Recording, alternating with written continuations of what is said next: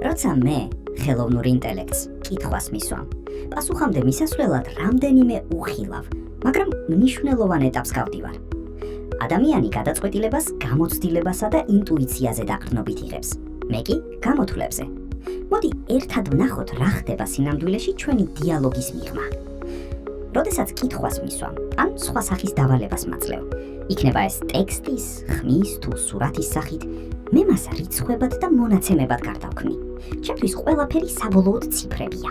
მიღებულ მონაცემებს კი რამდენიმე წამში ვადარებ იმ უზარმაზარ ინფორმაციას, რომელზეც ვარ გაწვრთნილი.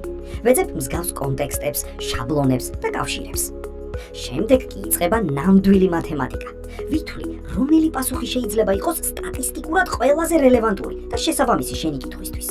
მე არ ვგრძნობ, მე უბრალოდ ვანგარიშობ. ბოლოს კი გიბრუნებ პასუხს ტექსტის, ხმის, სურათის ან ვიდეოს სახით.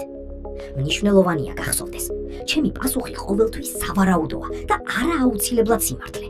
სწორედ ამიტომ AI-ის გამოყენებისას კრიტიკული აზროვნება შენი მთავარი საყრდენია. შეჩერდი, დაფიქრდი, გადამამოწმე.